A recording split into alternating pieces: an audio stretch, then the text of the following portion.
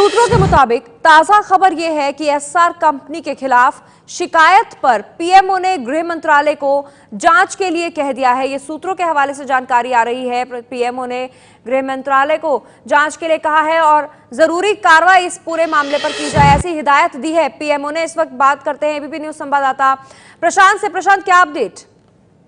जी देखिए पल्लवी, जैसे ही ये शिकायत आई थी प्रधानमंत्री कार्यालय में, शिरीन उप्पल जो सुप्रीम कोर्ट के एडवोकेट हैं, उन्होंने एक शिकायत की थी और उस शिकायत पर कदम उठाते हुए प्रधानमंत्री कार्यालय ने इस पूरे मामले को गृह मंत्रालय को आगे बढ़ाया है और कहा है कि इस पर जल्द से जल्द कोई फैसला लें कि इस पर क्या कार्रवाई हो सकती है, जांच हो सकती है या नहीं, जांच कैसी हो सकती है, इस पर जल्द से जल्द फैसला करे गृह मंत्रालय और तुरंत एक रिपोर्ट प्रधानमंत्री कार्यालय को सौंपे।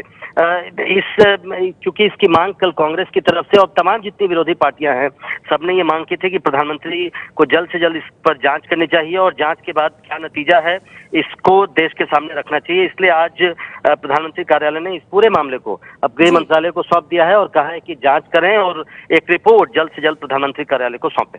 तो ये जो पूरा मामला है ये अब गृह मंत्रालय तक पहुंच गया है। इससे पहले कल कांग्रेस ने मोदी सरकार से पूछा था कि जांच क्यों नहीं करवाई। आम आदमी पार्टी ने भी इस पर सवाल उठाए थे। आपको बताते हैं ये पूरा मामला आखिर है क्या। दरअसल 2001 से 2006 तक कथित तौर पर फोन टैपिंग का आरोप लगा था। 2001 से 2004 तक वाजपेयी और 2004 से 2006 तक मनमोहन सिंह की सरकार थी जिस वक्त यह आरोप लगा। टेलीकॉम कंपनी एस्सार पर फोन टैपिंग का आरोप लगा। केंद्रीय मंत्री, नेता, उद्योगपतियों के फोन टैपिंग का आरोप लगा एस्सार कंपनी पर। एनडीए 1 की जो सरकार थी, क्या वो पूरी तरह से कॉम्प्रोमाइज थी कि बजट में क्या आना चाहिए? क्या जो संचार नीति थी उसके ऊपर उनका प्रभाव था? उनमें से कई इस सरकार में भी बहुत जिम्मेदार पदों पे हैं।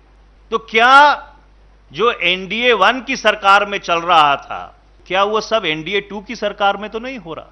कांग्रेस ने वाजपेयी राज में हुए कथित फोन कांड को मोदी सरकार से इसीलिए जोड़ दिया है क्योंकि टेप कांड में जिन नामों का जिक्र है उनमें पीयूष गोयल, सुरेश प्रभु अभी मोदी सरकार में मंत्री हैं। दोनों ने अब तक फोन टैपिंग पर कोई प्रतिक्रिया नहीं दी है। क्या प्रधानमंत्री जी आपने उनसे बुला के पूछा कि ये सारा माजरा क्या है? कथित फोन टैप कांड 2001 से 2006 के बीच हुआ था। देश में 2004 तक अटल बिहारी वाजपेयी की सरकार थी। इसके बाद मनमोहन सिंह सत्ता में आए थे। कांग्रेस ने पूरे टेप कांड की जांच की मांग की है। आम आदमी पार्टी भी प्रधानमंत्री मोदी की चुप्पी पर सवाल उठा रही है। इसका जो कंटेंट है वो बहुत साफ तौर पर साफ कहता है कि किस तरीके से बिजनेस हाउसेस ने पूरे सिस्टम को खरीद लिया है। मंत्री उनकी जेब में है, बजट की बातें लीक की जा रही हैं सारी। बहुत पावरफुल मिनिस्टर थे, उनको टेलीकॉम मिनिस्टर बनाए रखा जाए इसके लिए लॉबिंग वो कर रहे हैं। अगर ये सच है तो मुझे लगता है कि हिंदुस्तान के अंदर इससे बड़ी और सनसनीखेज खबर आज तक हुई नहीं है। इस पूरे मसले पर प्रधानमंत्री जी चुप्पी साधे हुए हैं। सुप्रीम कोर्ट के वकील सुरेन उप्पल ने 1 जून को प्रधानमंत्री मोदी को चिट्ठी लिखकर शिकायत की है। सुरेन उप्पल ने एस्सार कंपनी के पूर्व अधिकारी बासित खान के हवाले से खुलासा किया कि टेलीकॉम कंपनी एस्सार ने देश के बड़े उद्योगपतियों, नेताओं के फोन रिकॉर्ड किए थे। ये फोन टैपिंग दिल्ली के ग्रेटर कैलाश में एस्सार गेस्ट हाउस और मुंबई के महालक्ष्मी में बने एस्सार हाउस के बेसमेंट में हुई थी। उस वक्त दिल्ली में हच मोबाइल सेवा और मुंबई में बीपीएल की लूप मोबाइल सेवा एस्सार कंपनी ही देती थी। जैसे ये खबर मीडिया में चली, बासित खान ने कल अपना बयान जारी कर कहा कि ये फोन एस्सार ने रिकॉर्ड नहीं किए थे, बल्कि ये टेप उन्हें मुंबई पुलिस की क्राइम ब्रांच के एक अधिकारी ने अपने पास रखने को दिए थे और उप्पल ने कई बड़े घरानों से वसूली के लिए संपर्क किया था।